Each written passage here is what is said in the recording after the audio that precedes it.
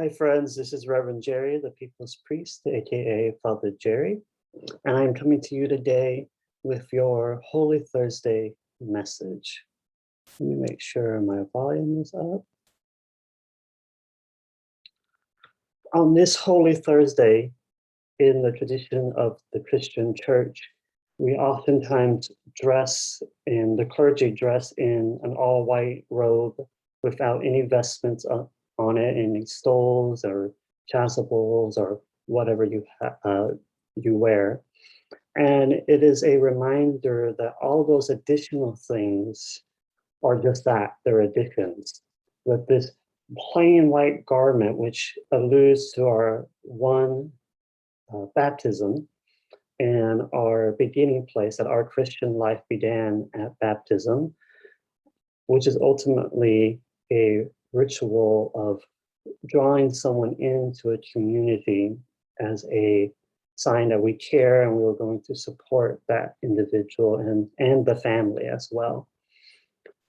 But also on this night, we commemorate the Passover meal that Christ shared. It was not the Passover meal, but it was within the Passover season, the institution of the Eucharist, and the new law that Christ gave to us that where this season, this day rather, gets its name, Maundy Thursday, also known as Holy Thursday, but Maundy comes from the Latin word mandatum, which means mandate or law.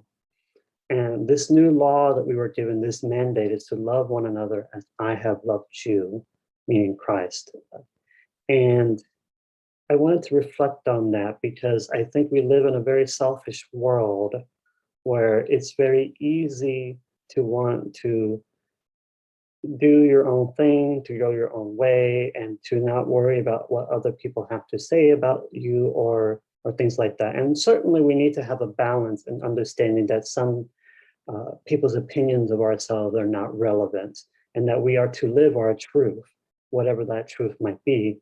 But we also have to live with the understanding that we are in relationship with each other, whether we wanted to or not, and we need to strive for a right relationship. And on this holy night, Christ embodied what right relationship should look like by getting down after sharing a meal with his friends, including the person who would ultimately betray him, which is a symbolism that I think many of us are apt to forget, that sometimes those who are most close to us are people who can also hurt us.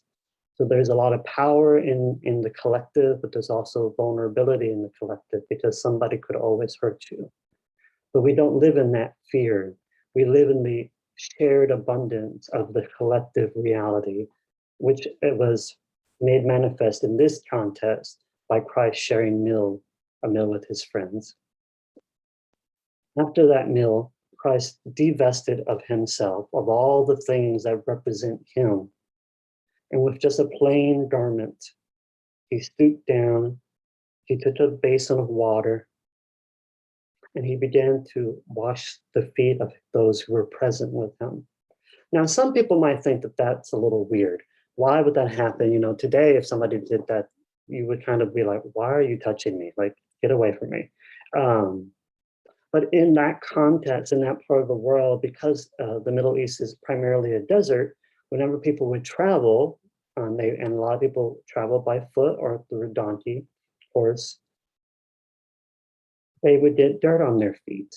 So it was a common custom that when somebody was in your presence, or if you wanted to show somebody that you cared for them, you would stoop down and wash their feet so that they could have a feeling of their feet being clean and not constantly have dirt on them and grime and things like that.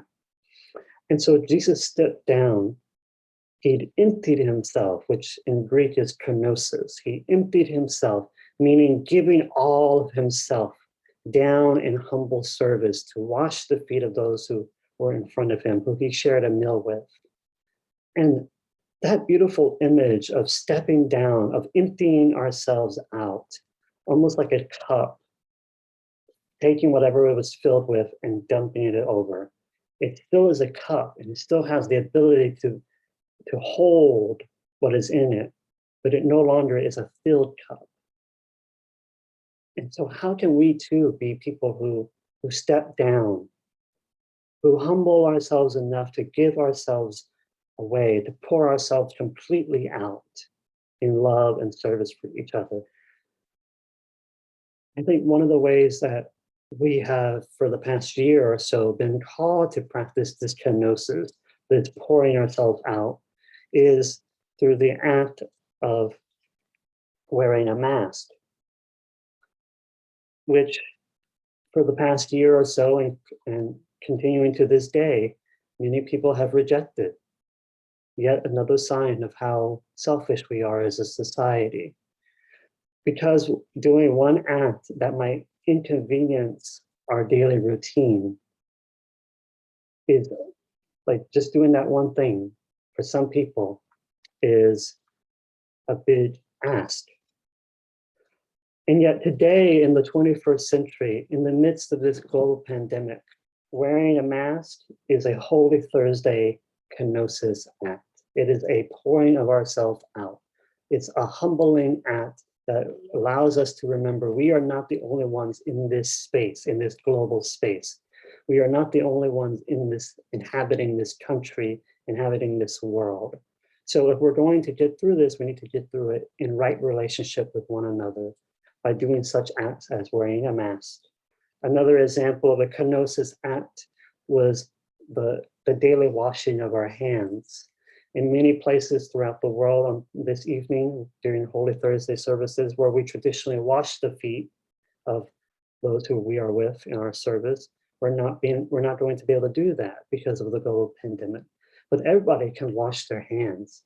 And throughout the day, as you're washing your hands, not just today, but all days, that could be a reminder to you, almost like a mindfulness meditation of, I'm washing my hands, not just so I can be clean, but so that I don't pass anything on to those who might be vulnerable, like our elders, our children, women who are pregnant, people who have immunocompromised.